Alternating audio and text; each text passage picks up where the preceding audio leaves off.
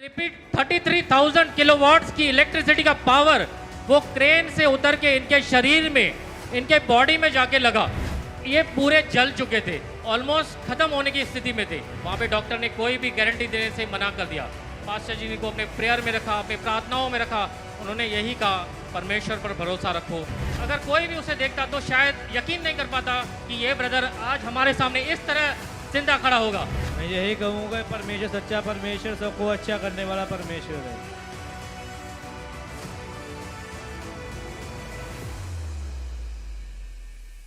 Brother, क्या नाम है आपका? राजेंद्र। कहाँ के रहने वाले आप? राहू।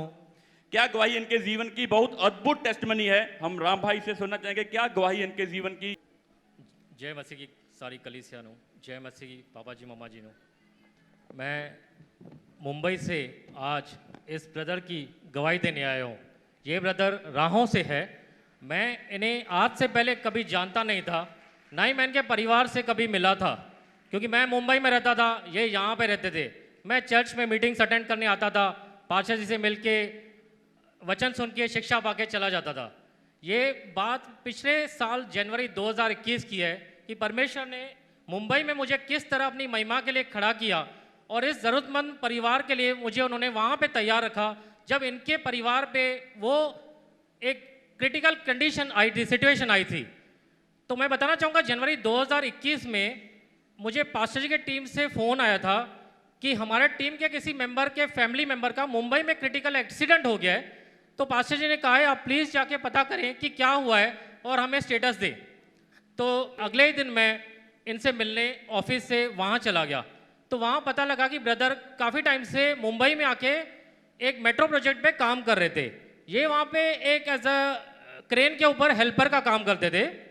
तो पता चला कि बीते रात ये रात की नाइट शिफ्ट में थे और क्रेन के ऊपर थे, और क्रेन का आगे का पोर्शन जो होता है, जो हाई बीम्स होती है, वो ऊपर टाटा पावर की जो हाई बीम इलेक्ट्रिसिटी पावर होती है, उस तार से वो क्रेन का हैंडल टच हुआ। तो जैसे ही वो तार पे झटका आया, 33,000, आई रिपीट 33,000 किलोवाट्स की इलेक्ट्रिसिटी का पावर वो क्रेन से उतर के इनके शरीर में, इनके बॉडी में जाके लगा। वो पूरे सर से लेके पांव तक वो जलने लगे। जब तक वो करंट इनके शरीर में था, ये पूरे जल चुके थे। इतनी भी कंडीशन ये थी कि क्या होगा, ऑलमोस्ट खत्म होने की स्थिति में थे।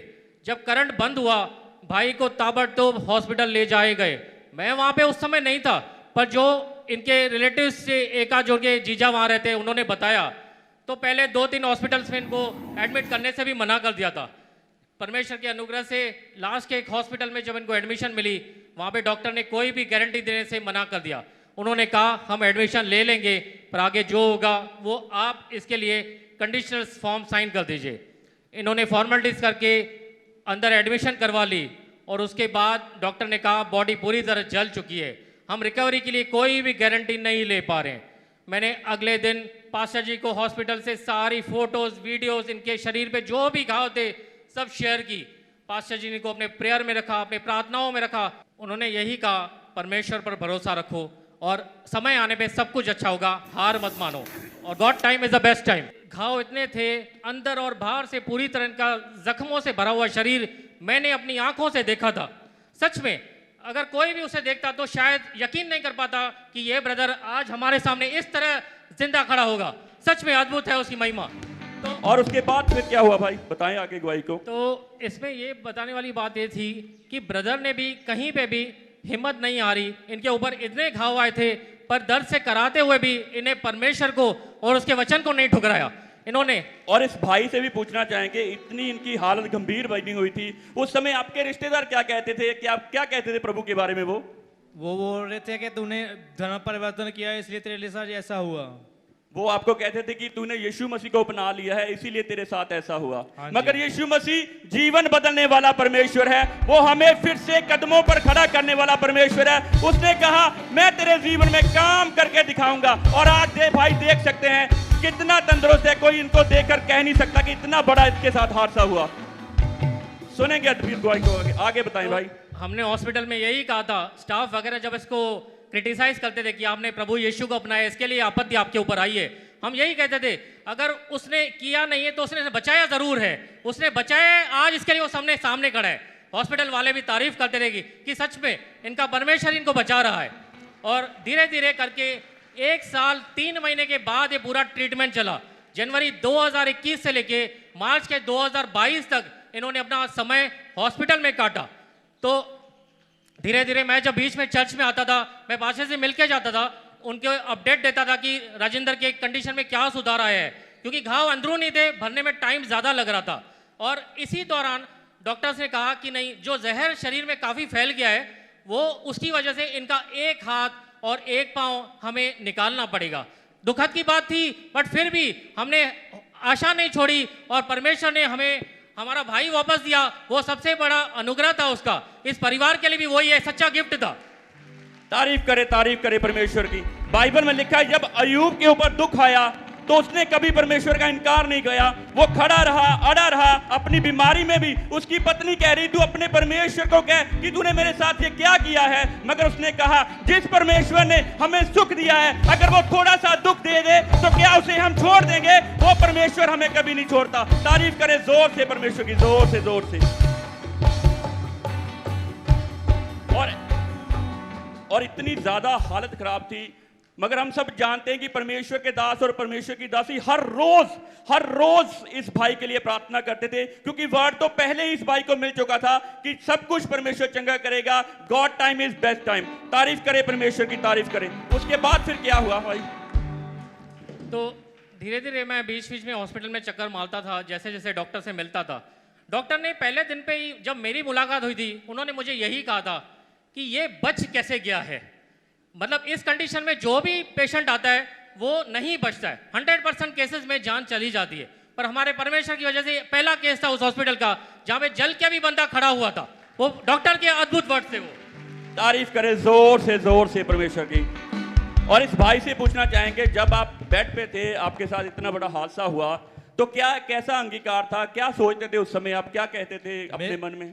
मेरे मन में यही था कि मेरा परमेश्वर मुझे अच्छा करेगा। आप देख सकते हैं कि इस भाई की क्या हालत थी, मगर इन्होंने एक बार भी ये नहीं कहा कि परमेश्वर तूने मेरे साथ ऐसा क्यों किया। इस भाई ने यही कहा कि परमेश्वर जो कुछ भी है, जो कुछ भी होगा तेरी सामर्थ के द्वारा होगा। तेरे दास ने मुझे वर्ड दिया है, अब मेरे जीवन से ये दुख जाएगा ही जाएगा। जो लोग आपके रिश्तेदार, जो भी लोग ये कहते थे कि प्रभु की वजह से तेरे साथ ऐसा हुआ तो उसे छोड़ दे, क्या कहते हैं लोग? आपको देखकर नहीं लगता कि आपके साथ इतना बड़ा हादसा हुआ है? मैं यही कहूँगा, परमेश्वर सच्चा परमेश्वर, सबको अच्छा करने वाला परमेश्वर है। तारीफ करे जोर से।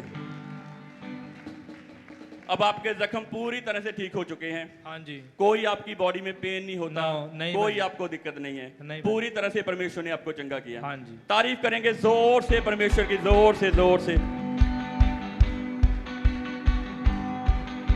हालात इस तरह थे कि वो समा भी ऐसा था कि रह के बंदा हॉस्पिटल में 1 साल 1.25 साल, आप समझ सकते, उब जाता था। पर बीच बीच में मैं इसको पास्टर जी की दी हुई शिक्षा से इसका ढाढ़स बांधता था, कहता था मत डर, मत घबरा, परमेश्वर जब तेरे साथ है तो क्यों घबराता है। तो धीरे धीरे वो विश्वास इसका मैं मरने नहीं देता था, वो विश्वास में जिंदा रखा मैंने उसको। ये परमेश्वर ने मेरे द्वारा इसके जीवन में कार्य किया। एक बात और बताना चाहूँगा, जिस दौरान ये भाई हॉस्पिटल में लाया गया था, उस टाइम बॉम्बे में कोरोना केसेस सबसे ज़्यादा नंबर पे थे। उस टाइम पे इनके माता पिता, इनके परिवार में से कोई भी वहाँ पे पंजाब से नहीं आ पाया था, क्योंकि सब कुछ लॉकडाउन की वजह से बंद था। मैं बैंक में काम करने की वजह से मुझे स्पेशल पास दी गई थी, जिससे मैं कहीं पे भी आना जाना कर सकता था। इसके लिए मैं हॉस्पिटल में जाके इनसे अपडेट लेता था और इनसे मिलके फिर पास्टर जी से अपडेट देता था। सबसे अद्भुत बात एक और बताना चाहूँगा, यहाँ पे जिस एरिया में भाई का हॉस्पिटल था, उस एरिया में मेरे आज तक पिछले 12 सालों से जब मैंने जॉब की थी, मेरी कोई भी ऑफिस की ब्रांच तक वहाँ पे नहीं थी। लेकिन परमेश्वर को ये बात पहले से पता थी कि भाई को मेरी ज़रूरत पड़ने वाली है।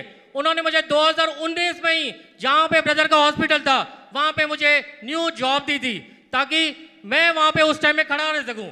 मैं सोचता था कि परमेश्वर मैं इस ऑफिस में क्या करूँगा जहाँ पे किसी की भी कोई ब्रांच नहीं है। लेकिन जब 2021 में जब ये बात का कंडीशन पता लगी, तब मेरा जब आना जाना, जब चलना फिरना वहाँ पे हुआ, तब जब भाई घर पे आए, तब मुझे एहसास हुआ कि हम और चर्च के साथ भी क्यों कनेक्ट हुए।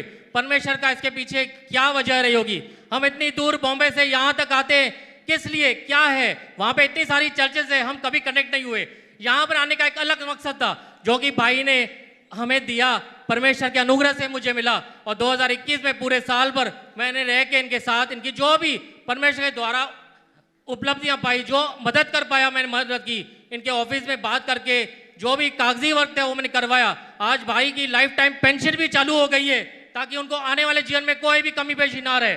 मैं इस अद्भुत गवाही के लिए परमेश्वर तारीफ करें परमेश्वर जोर से, का जोर से, धन्यवाद जोर करता से, जोर हूं। से। Thank you. क्योंकि बाइबल में लिखा है कि धर्मी पर बहुत सारी विपत्तियां तो आती है, मगर दाऊद कहता है कि हे यहोवा तेरी दी हुई शांति से मुझे सदा सुख मिलता रहता है। कोई बात, ये भाई दोनों भाई आपस में बिल्कुल भी एक दूसरे को नहीं जानते थे। जब इस भाई का एक्सीडेंट हुआ तो ये भाई मुंबई में थे और इनका परिवार पंजाब में था। कोरोना के दौरान कोई कहीं पे जा नहीं सकता था, मगर प्रभु ने कहा मैंने अपने दूतों को तेरे निमित्त आज्ञा दे रखी है, जहां कहीं भी तू जाएगा वहां तुझसे पहले वो मौजूद होंगे। डिवाइन हेल्पर, अगर परमेश्वर के दास घोषणाएं करते हैं कि आपके लिए डिवाइन हेल्पर परमेश्वर मुहैया करेगा। दुख की घड़ी आई मगर विपत्ति आई, परमेश्वर के दिए हुए सुख से इसे शांति मिली। आज परमेश्वर ने ब्लेस किया। आज आपके सामने ये गवाही के साथ खड़े, तारीफ करें जोर से परमेश्वर की, जोर से, जोर से, जोर से। जो झगड़े ने बीमारियां दे, जो झगड़े ने बीमारियां दे, मंजे ते रहने नहीं देता। जो झगड़े ने बीमारियां दे, जो झगड़े ने बीमारियां दे, मंजे ते रहने नहीं देता।